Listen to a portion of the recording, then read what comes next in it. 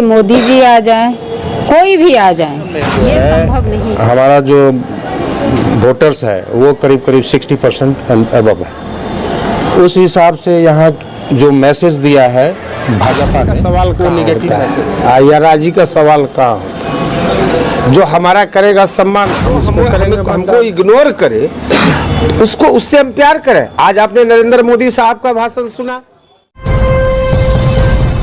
बिहार में वैश्य समाज को भाजपा का वोटर माना जाता है, मगर इस बार टिकट का जो बंटवारा हुआ है उसमें वैश्य समाज को भाजपा ने बहुत कम सीट दी है, मात्र 1 सीट दी है। इससे वैश्य समाज के जो नेता हैं वो नाखुश है। हमारे साथ पूर्णिया में अलग अलग विभिन्न संगठन के वैश्य समाज के नेता हैं, आइए उनसे बातें करते हैं। जी, पहले अपना परिचय दें। अनिल कुमार साहब, प्रभारी अखिल भारतीय वैश्य महासम्मेलन पूर्णिया, कोसी एवं भागलपुर प्रमंडल। क्या नाराजगी है सरकार से आपको? भाई, नाराजगी का सवाल कहाँ होता है या राजी का सवाल कहाँ होता है। जो हमारा करेगा सम्मान हम उसको करेंगे मतदान, जो नहीं करेगा हमारा सम्मान हम नहीं करेंगे उसका सम्मान। इसमें नाराजगी की कोई बात तो नहीं है। जो सम्मान करेगा उन्हीं को ये लोग वोट करेंगे और उन्हीं के पक्ष में ये लोग मतदान करेंगे। मगर हमारे साथ एक महिला नेत्री हैं। जी बताएं, ऐसा तो नहीं है कि मतलब उनके बारे में कोसेंगे भी और लास्ट में उनको वोट भी दे देंगे? देखिए, कोसने की कोई बात नहीं है, ना ही हम उनको कोस रहे हैं, ना ही हम वोट की बात कर रहे हैं। सबसे पहली बात है, अगर कोई हम लोगों को बंधुआ मजदूर समझते हैं, कोई भी पार्टी अगर समझ रही है, तो ये गलतफहमी अब नहीं चलेगा। इसलिए कि आप देखिए, मैं नाम लेना नहीं चाहती हूँ, लेकिन आप लोग भी खुद समझदार हैं। तो पूरे बिहार में जो नेता वैश्य समाज को बंधुआ मजदूर समझते हैं, उनको ये ज़रा पूछिए कि पूरे बिहार में 1 ही सीट मिलता है बनिया को। अगर बनिया की भागीदारी या आबादी इतना कम है कि आप पूरे बिहार में 1 सीट देते हैं, डिप्टी सीएम बनाते हैं, तो जिसकी जनसंख्या कम है, कम आबादी वाले को आप बनाते हैं, वोट का डिमांड आप वैश्य समुदाय से करते हैं, किस आधार पे? मैं ये पूछना चाहती हूँ। वोट का डिमांड वैश्य समाज से किस आधार पर करते हैं? भाजपा ने 1 सीट दिया तो वहीं आरजेडी ने 3 सीट वैश्य समाज को दिया है। तो क्या वैश्य समाज इस बार आरजेडी की तरफ हो जाएगी क्या? वैश्य समाज को जो सम्मान देगा उसी को हम लोग वोट करेंगे। ऐसा किसी पार्टी का हम लोग बंधुआ मजदूर तो है नहीं। आरजेडी अगर सम्मान देगी तो आरजेडी को हम लोग वोट करेंगे, महागठबंधन को वोट करेंगे।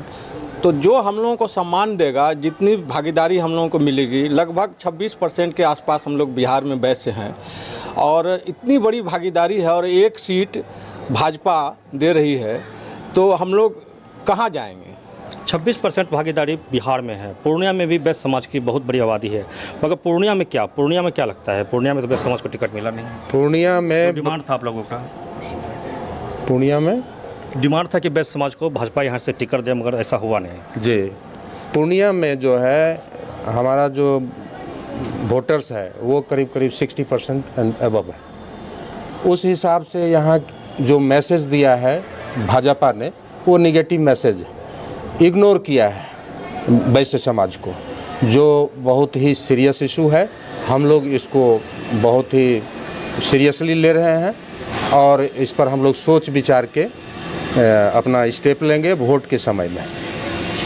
देखिए, वैश्य महासम्मेलन की जो रमा देवी अध्यक्ष है बिहार की, उनका भी टिकट कट गया। सुनील कुमार पिंटू जो है उनका भी टिकट कट गया। ये वैश्य समाज के जो बड़े बड़े नेता हैं उनको धीरे धीरे उनका कद को छोटा क्यों किया जा रहा है? देखिए, एक फोबिया है बीजेपी को।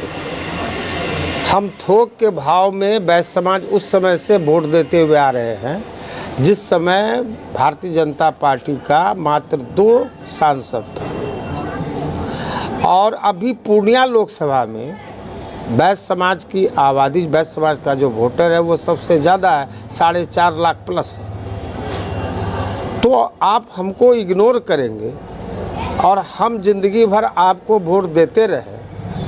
कोई आपके खेत में मजदूरी करने हम नहीं ना आए हैं, हम आपको वोट दे रहे हैं, तो हम स्वाभाविक है कि अपनी हिस्सेदारी चाहेंगे। आपने बात कहा रमा देवी का। रमा देवी का टिकट इसलिए काटा गया कि उनका एज बताया जा रहा है कि 71 साल या 72 साल। आप बगल में मोतिहारी में, पहले एक बात का जवाब ले लीजिए। आप बगल में मोतिहारी में जो टिकट दिया राधा मोहन सिंह को, उसका उम्र है 74 साल। तो आपको उसका जवाब मिल रहा है ना। रमा देवी की लड़की रागिनी गुप्ता, आप जान लीजिए, 1-2 दिनों में आप सुन लेंगे कि वो महागठबंधन की उम्मीदवार बनने जा रही है। अभी रितु जायसवाल को शिवहर से टिकट दिया गया। अभी मुजफ्फरपुर से विजेंद्र चौधरी जी को टिकट दिया गया। अभी झंझारपुर से सुमन महासेठ को टिकट दिया गया।